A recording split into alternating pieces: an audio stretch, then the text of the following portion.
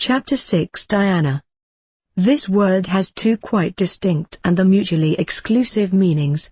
The first refers to the result itself. Dhyana is the same word as the Pali jhana.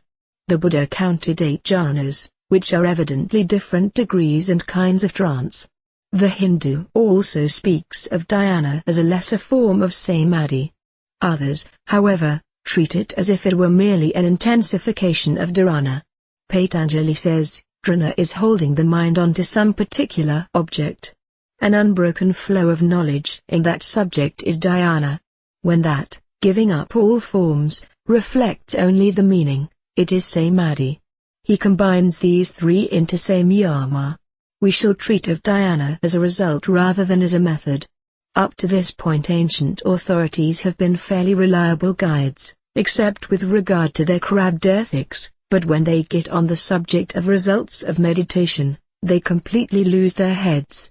They exhaust the possibilities of poetry to declare what is demonstrably untrue. For example, we find in the Shiva Samhita that he who daily contemplates on this lotus of the heart is eagerly desired by the daughters of gods, has clairaudience, clairvoyance, and can walk in the air. Another person can make gold, discover medicine for disease, and see hidden treasures. All this is filth. What is the curse upon religion that its tenets must always be associated with every kind of extravagance and falsehood? There is one exception. It is the A.A, whose members are extremely careful to make no statement at all that cannot be verified in the usual manner, or where this is not easy, at least avoid anything like a dogmatic statement. In their second book of practical instruction, Libro, occur these words, by doing certain things certain results will follow. Students are most earnestly warned against attributing objective reality or philosophical validity to any of them. Those golden words. In discussing dhyana, then, let it be clearly understood that something unexpected is about to be described. We shall consider its nature and estimate its value in a perfectly unbiased way, without allowing ourselves the usual rhapsodies, or deducing any theory of the universe. One extra fact may destroy some existing theory, that is common enough. But no single fact is sufficient to construct one. It will have been understood that dharana, dhyana, and samadhi form a continuous process, and exactly when the climax comes does not matter. It is of this climax that we must speak, for this is a matter of experience, and a very striking one. In the course of our concentration we noticed that the contents of the mind at any moment consisted of two things, and no more: the object, variable, and the subject, invariable, or apparently so. By success in dhyana the object has been made as invariable as the subject. Now the result of this is that the two become one. This phenomenon usually comes as a tremendous shock. It is indescribable even by the masters of language, and it is therefore not surprising that semi-educated stutterers wallow in oceans of gush. All the poetic faculties and all the emotional faculties are thrown into a sort of ecstasy by an occurrence which overthrows the mind, and makes the rest of life seem absolutely worthless in comparison. Good literature is principally a matter of clear observation and good judgment expressed in the simplest way. For this reason none of the great events of history, such as earthquakes and battles, have been well described by eyewitnesses, unless those eyewitnesses were out of danger. But even when one has become accustomed to dhyana by constant repetition, no words seem adequate. One of the simplest forms of dhyana may be called the Sunday. The sun is seen, as it were, by itself, not by an observer, and although the physical eye cannot behold the sun, one is compelled to make the statement that this sun is far more brilliant than the sun of nature. The whole thing takes place on a higher level. Also the conditions of thought, time, and space are abolished. It is impossible to explain what this really means, only experience can furnish you with apprehension. This, too, has its analogies in ordinary life. The conceptions of higher mathematics cannot be grasped by the beginner, cannot be explained to the layman. A further development is the appearance of the form which has been universally described as human, although the persons describing it proceed to add a great number of details which are not human at all. This particular appearance is usually assumed to be God. But, whatever it may be, the result on the mind of the student is tremendous. All his thoughts are pushed to their greatest development. He sincerely believes that they have the divine sanction, perhaps he even supposes that they emanate from this God.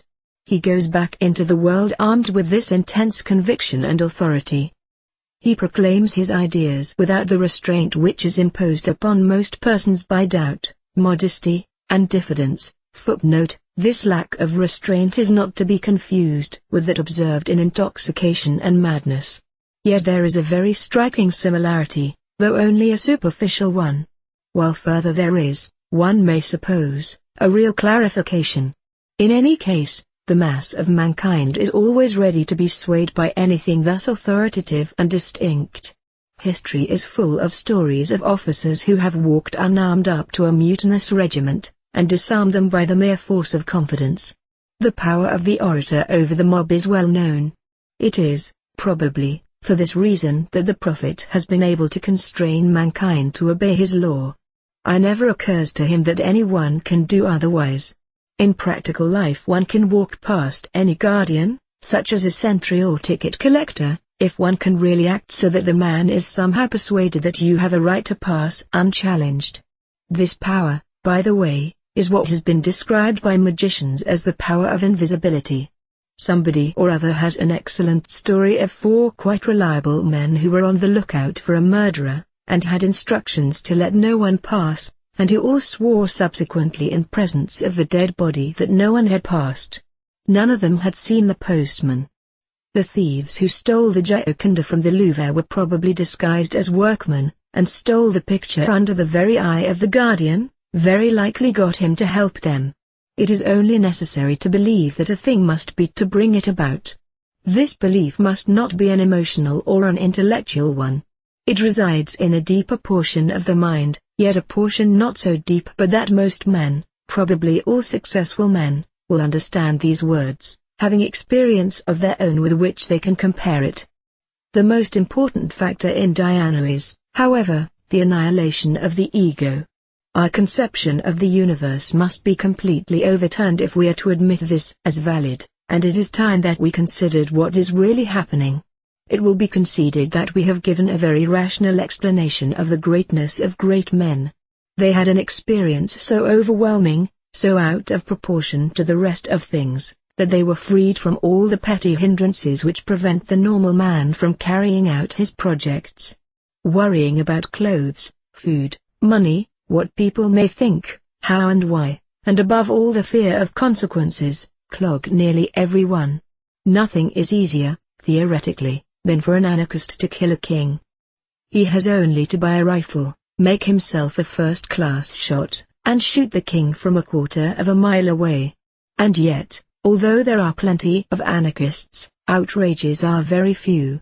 At the same time, the police would probably be the first to admit that if any man were really tired of life, in his deepest being, a state very different from that in which a man goes about saying he is tired of life, he could manage somehow or other to kill someone first. Now the man who has experienced any of the more intense forms of Dhyana is thus liberated.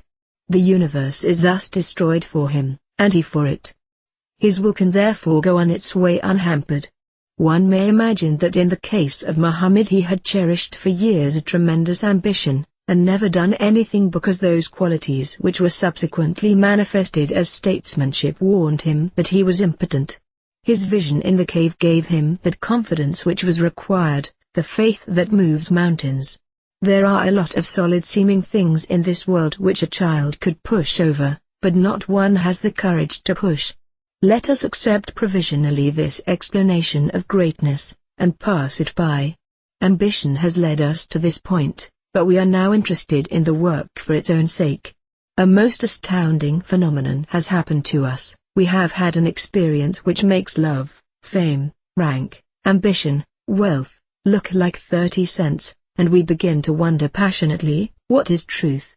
The universe has tumbled about our ears like a house of cards, and we have tumbled too. Yet this ruin is like the opening of the gates of heaven. Here is a tremendous problem, and there is something within us which ravines for its solution. Let us see what explanation we can find. The first suggestion which would enter a well-balanced mind, versed in the study of nature, is that we have experienced a mental catastrophe. Just as a blow on the head will make a man see stars, so one might suppose that the terrific mental strain of dhyana has somehow overexcited the brain, and caused a spasm, or possibly even the breaking of a small vessel. There seems no reason to reject this explanation altogether, though it would be quite absurd to suppose that to accept it would be to condemn the practice. Spasm is a normal function of at least one of the organs of the body. That the brain is not damaged by the practice is proved by the fact that many people who claim to have had this experience repeatedly continue to exercise the ordinary avocations of life without diminished activity. We may dismiss, then, the physiological question. It throws no light on the main problem, which is the value of the testimony of the experience. Now this is a very difficult question, and raises the much larger question as to the value of any testimony. Every possible thought has been doubted at some time or another, except the thought which can only be expressed by a note of interrogation, since to doubt that thought asserts it. For a full discussion see The Soldier and the Hunchback, Equinox I. But apart from this deep-seated philosophic doubt, there is the practical doubt of every day. The popular phrase, to doubt the evidence of one's senses, shows us that that evidence is normally accepted, but a man of science does nothing of the sort. He is so well aware that his senses constantly deceive him, that he invents elaborate instruments to correct them. And he is further aware that the universe which he can directly perceive through sense, is the minutest fraction of the universe which he knows indirectly. For example, 4/5 of the air is composed of nitrogen. If anyone were to bring a bottle of nitrogen into this room, it would be exceedingly difficult to say what it was. Nearly all the tests that one could apply to it would be negative. His senses tell him little or nothing. Argon was only discovered at all by comparing the weight of chemically pure nitrogen with that of the nitrogen of the air. This had often been done, but no one had sufficiently fine instruments even to perceive the discrepancy. To take another example, a famous man of science asserted not so long ago that science could never discover the chemical composition of the fixed stars. Yet this has been done, and with certainty. If you were to ask your man of science for his theory of the real, he would tell you that the ether, which cannot be perceived in any way by any of the senses, or detected by any instruments, and which possesses qualities which are, to use ordinary language, impossible, is very much more real than the chair he is sitting on. The chair is only one fact, and its existence is testified by one very fallible person. The ether is the necessary deduction from millions of facts, which have been verified again and again and checked by every possible test of truth. There is therefore no a priori reason for rejecting anything on the ground that it is not directly perceived by the senses. To turn to another point. One of our tests of truth is the vividness of the impression. An isolated event in the past of no great importance may be forgotten, and if it be in some way recalled, one may find oneself asking, did I dream it? Or did it really happen? What can never be forgotten is the catastrophic.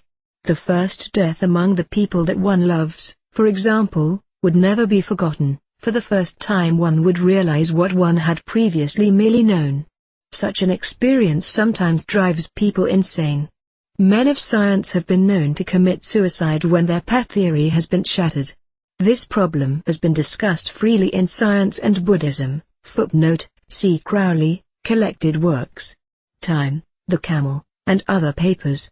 This much only need we say in this place, that Dhyana has to be classed as the most vivid and catastrophic of all experiences. This will be confirmed by anyone who has been there. It is, then, difficult to overrate the value that such an experience has for the individual, especially as it is his entire conception of things, including his most deep-seated conception, the standard to which he has always referred everything, his own self, that is overthrown, and when we try to explain it away as hallucination, temporary suspension of the faculties or something similar, we find ourselves unable to do so. You cannot argue with a flash of lightning that has knocked you down. Any mere theory is easy to upset.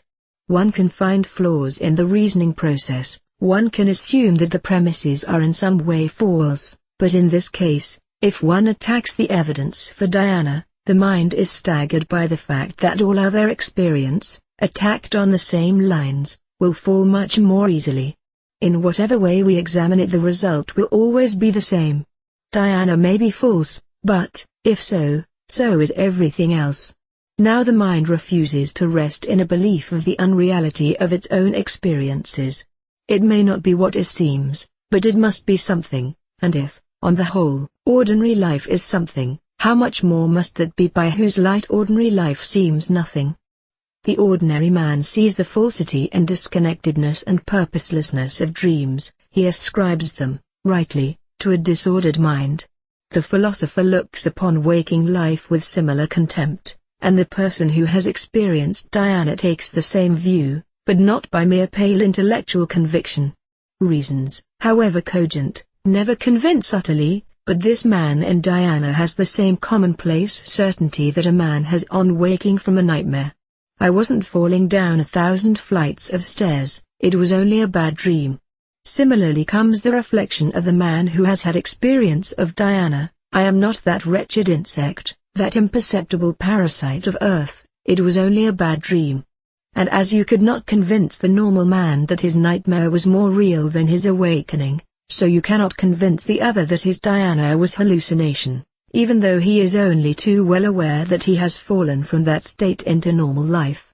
It is probably rare for a single experience to upset thus radically the whole conception of the universe, just as sometimes, in the first moments of waking, there remains a half-doubt as to whether dream or waking is real.